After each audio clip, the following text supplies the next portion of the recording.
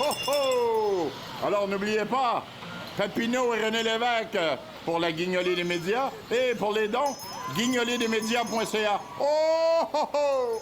Voilà, c'est la grande guignolée des médias aujourd'hui, des journalistes et des artistes. Même le Grinch est là et sont présents un peu partout au Québec pour recueillir les dons afin de soutenir les banques alimentaires. Et il faut dire, les besoins sont de plus en plus grands. En 2024, on a atteint un sommet de 2 059 000 visites mensuelles dans les banques alimentaires du Canada. C'est 6 de plus qu'en 2023 et 90 de plus qu'en 2019, imaginez. 8 des gens qui ont recours aux banques alimentaires sont des aînés, 33 sont des enfants, 42 sont des adultes qui vivent seuls. Comment expliquer, Jacques, cette souffrance et cette faim dans l'un des pays les plus riches du monde? Bien, comment l'expliquer? Je pense que ça pose clairement le problème de la distribution de la richesse. On assiste au cours des dernières années à une augmentation des inégalités sociales au Canada, au Québec, un peu partout en Occident, et on ne fait pas exception, malheureusement, à cette règle-là. 2 millions de Canadiens dans les banques alimentaires, c'est un record, ça. Et là, on ne parle pas des 70 000 enfants au Québec qui ont besoin d'aller dans le club des petits déjeuners. Moi, j'ai l'impression, parfois, Gérald, que oui, la guignolée, c'est bien, mais le lendemain de la guignolée, on s'en fout, on s'en occupe pas. On a adopté à Québec, il y a quelques semaines, un projet de loi qui réforme l'aide sociale, qui va effectivement permettre à des gens en situation particulière d'avoir des droits, mais c'est une réforme à coût nul. Donc, ça en enlève à certains. Est-ce qu'on en a parlé? Nulle part. Alors, le problème, c'est qu'on n'aborde pas les questions structurantes de répartition de la richesse, la faiblesse des salaires, l'absence de politique publique ou la détérioration du filet de sécurité sociale avec les résultats que ça donne. Ouais. Juste finir, il y a 30 ans, moi, quand j'ai commencé dans le mouvement syndical, parler d'un travailleur et pauvreté, ça n'existait pas. Quelqu'un qui travaillait n'était pas pauvre. 18 des personnes qui font appel à des banques alimentaires ont des emplois. Absolument. 18 des personnes qui vont dans les banques alimentaires ont des emplois. Ils travaillent. Le visage de la pauvreté, quand même, évolue, change. Tacha. Oui, mais en même temps, la majorité des gens qui se procurent des aliments ne sont pas des travailleurs. Et une des raisons, c'est parce qu'on est en pénurie aussi de travail au Canada. La façon la meilleure pour répartir la richesse, c'est un emploi avec un bon salaire. Je rejoins Jacques sur la question du bon salaire qui n'est pas à la proie de l'inflation et qui augmente d'une façon où les gens peuvent rencontrer leurs besoins. Donc, est-ce qu'il faut augmenter le salaire minimum, Tacha? C'est pas augmenter le salaire minimum tout seul. Non, je ne pense pas qu'il faut. On l'a augmenté depuis plusieurs années partout au pays. Peut-être pas assez. Il faut diminuer le coût de la vie, et c'est-à-dire une des grandes places où ça a augmenté, c'est le loyer et le logement. Et là, tu sais, dans les grandes villes en particulier, un salaire moyen aujourd'hui ne te donne pas les moyens de te procurer une maison et même pas parfois même un appartement. Alors c'est là où la disparité entre les salaires et le logement a vraiment fait coincer les gens et ils n'ont pas assez d'argent qui reste pour payer l'épicerie. Ils se procurent des biens chez le panier d'épicerie que vous avez mentionné et les organismes de bienfaisance. Ce n'est pas la solution. Et il faut s'attaquer à ces problèmes-là. C'est beaucoup plus large que simplement la distribution de richesse. Oui, mais les problèmes fondamentaux, quand on regarde la racine des problèmes fondamentaux, on voit que les gens, manquent d'argent pour payer leur loyer, ont de la difficulté à payer leur panier d'épicerie en ce moment. Martine, c'est quoi la solution? Je reviens avec le salaire minimum. Québec solidaire dit qu'on devrait être à 20 de l'heure. Est-ce que ça fait partie du bassin de solutions? Bien, écoutez, je pense que vous l'avez mentionné, Gérald, ça prend un bassin de solutions. Puis dans ce sens-là, je suis d'accord à la fois avec Jacques et avec Tacha. C'est un ensemble de mesures que ça prend. Mais il reste une réalité, hein? Le coût du panier d'épicerie, Gérald, a augmenté d'à peu près 27 là, depuis la COVID. Les salaires n'ont pas suivi à cette vitesse-là. Et ça, c'est pas juste ici au Canada, pas juste au Québec. C'est pas mal dans plusieurs pays industrialisés, que ce soit aux États-Unis ou en Europe, c'est la même chose. Donc, ce qu'on vit à l'heure actuelle n'est pas unique à... Non, je sais, mais on fait quoi? Bien, écoutez, c'est là où il faut mettre en œuvre une série de mesures. Je pense que Jacques et Tacha en ont mentionné. Je pense aussi qu'il faut, Gérald, peut-être revoir certaines politiques fiscales pour mieux soutenir justement les personnes à plus faible revenu, les travailleurs qui sont plus au bas de l'échelle, sachant qu'ils ont été encore plus durement touchés par l'inflation. Et je reviens à des mesures récentes qu'on nous a annoncées, que ce soit les baisses d'impôts au Québec qui ont été annoncées par le gouvernement, que ce soit... Qui ne touchent pas les plus pauvres.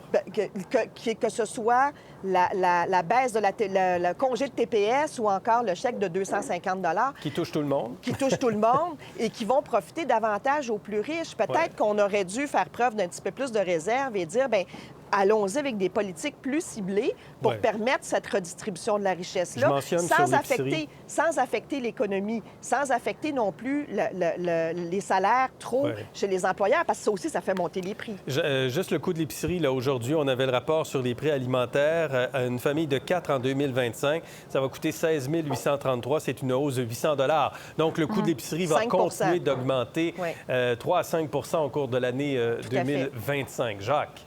Oui. Bien, sur la question des salaires, là, j'écoute Martine, effectivement, ça peut avoir un impact sur les prix, mais en même temps, les salaires ne suivent pas l'inflation en ce moment ou à peine, et les prix augmentent. Là, vous venez de le mentionner, le prix du panier d'épicerie continue d'augmenter. Donc, c'est toujours la théorie de l'œuf ou de la poule. Moi, je suis un partisan du rehaussement des salaires, y compris le salaire minimum. C'est vrai que dans certains secteurs, j'ai déjà débattu de ça avec Martine dans le passé, il peut y avoir des petites PME plus fragiles qui vont effectivement être affectés. Mais chez McDonald's, chez Walmart, chez Subway, vous n'allez pas me faire croire qu'ils ne sont pas capables de donner 20, 22 de l'heure. Ils sont capables. Il y a deux façons de répartir la richesse d'une société. En vous syndiquant, puis en négociant une bonne convention collective et en forçant le patron à vous donner de bons salaires. Oui, parce que si vous ne vous syndiquez pas, le patron ne vous donnera pas par cadeau gratuitement et ça prend un filet de sécurité sociale aussi. Jacques, tous les places que vous avez mentionnées, c'est des places où des gens qui n'ont pas des gros moyens magasinent. Alors, payer plus aux employés, qu'est-ce que les compagnies vont faire? Ils vont augmenter le prix des biens qui sont au McDo, au Walmart, à toutes ces places-là. Alors, ce n'est pas la solution ici. La solution, essentiellement, c'est de diminuer le coût de la vie. Comment est-ce qu'on fait ça? On réduit la demande. Et là, il y a la question de deux choses. L'immigration qu'on a vu, que le gouvernement a permis, qui a causé une crise de logement, si on le veut ou pas dire, c'est vrai. Ou qui a on le vit. Moi, je le dis ici. Contribue Absolument, mais à la pression. il y a des étudiants internationaux qui vont au panier alimentaire pour chercher des aliments. Des aliments. Ça ne devrait pas se produire. Les gens qui viennent ici, s'ils sont des étudiants, on penserait qu'ils auraient les moyens, mais non. Alors, il faut vraiment s'organiser comme société, de dire combien de gens est-ce qu'on peut vraiment avoir ici qui ont une vie décente, comme vous allez dire. Et je ne pense pas que le gouvernement a bien géré ça depuis plusieurs années, qui coïncide malheureusement avec l'inflation et l'augmentation des prix. Mais c'est un problème qui s'amplifie. Et quand on regarde, et ce qui frappe au cœur directement, c'est qu'on se rend compte qu'il y a beaucoup de familles avec des enfants qui vivent dans la pauvreté et qui ont faim. Un enfant sur 5 au Québec souffre de la faim. 1 sur 4 dans l'ensemble du Canada. Je rappelle qu'on fait partie du G7 et on est l'un des pays les plus riches du monde. 1 enfant sur 4 au Canada vit en ce moment de la faim. Il y a des enfants qui ont faim. Et le Canada est le seul pays du G7 à ne pas subventionner les repas à l'école. 12 des repas sont subventionnés à l'école dans le Canada. Dans l'ensemble des pays, je ne sais pas exactement, c'est les pays à revenus élevés. Voilà, les pays à revenus élevés, c'est peut-être l'OCDE. 61 des enfants en moyenne, les repas sont subventionnés. Est-ce qu'on doit aller vers là, Martine, Jacques et Tacha? Bien, écoutez, c'est une bonne question parce qu'effectivement, ce sont des mesures, les repas subventionnés dont vous parlez, Gérald, là, qui sont quand même très onéreuses. Moi, je continue à croire qu'il faut mieux soutenir les familles à faible revenu, les travailleurs au bas de l'échelle. Je pense que... Et j'inclus dans ça aussi la classe moyenne, en raison de la période inflationniste que nous avons connue. Les travailleurs de la classe moyenne et les travailleurs à plus faible revenu, je pense qu'il faut mieux les soutenir avec des mesures fiscales pour que ils puissent eux-mêmes, si vous voulez, là, améliorer leur sort, OK. tout en maintenant une croissance économique là, qui est acceptable et qui est au bénéfice de tous. Parce qu'avec la croissance économique, on crée de la richesse collective. Jacques? Bien, il faut bonifier l'aide sociale. Il faut bonifier l'aide aux étudiants pour éviter que les étudiants s'endettent davantage. Il faut augmenter le salaire minimum là où les entreprises sont capables de l'assumer. Et en passant, il y a des provinces au Canada où le salaire minimum est plus élevé qu'au Québec et le prix du hamburger chez McDonald's n'a pas doublé. Là. Donc là, il faut arrêter de colporter que c'est un automatisme, ça, que chez Walmart, par exemple, on va donner 22 pièces de l'heure puis ils vont nous faire payer les couches plus chères. Walmart a juste à réduire sa marge de profit. Et de donner... Walmart donnait des dindes aux Ouais, États-Unis OK. à ses employés. Ils les payent tellement mal qu'à Noël, ils leur donnaient des dindes. Hey, c'est bien le bout. C'est pas... La femme la plus riche du monde OK, est à la tête de Walmart. moi, on Oui, dirait que allez-y, peut-être Tasha. c'est quelque chose que la compagnie fait parce qu'ils sont gentils avec leurs employés, mais j'allais dire, les gouvernements devraient baisser les taxes.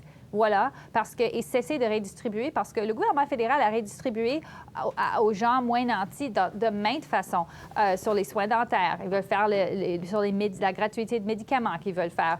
Ils ont dépensé, ils donnent de l'aide directe aux familles sous Trudeau, plus que tout qui a été fait sous le gouvernement de Stephen Harper. Alors, c'est pas vrai que les familles n'ont pas eu des transferts, et au contraire, ces transferts-là, pendant les premières années de M. Trudeau, ont incité les familles à travailler moins. Statistiquement, les familles de classe moyenne ont eu moins d'argent à la fin de la journée parce qu'ils ont réduit leurs heures de travail, parce qu'ils ont reçu ces bénéfices. Alors, ce n'est pas la réponse, la redistribution, c'est croître la richesse en donnant une atmosphère pour les entrepreneurs de créer plus d'emplois. Croître la richesse et la répartir.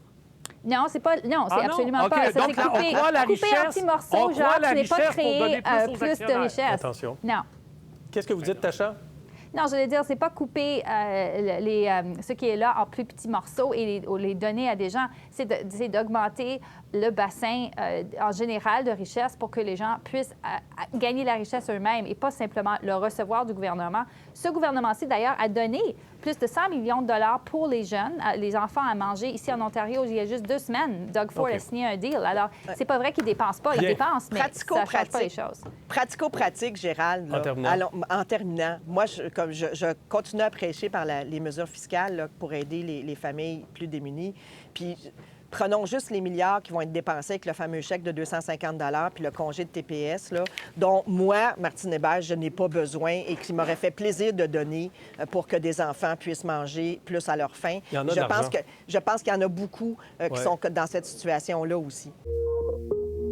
Pour voir nos émissions en entier, rendez-vous sur la chaîne Ici RDI.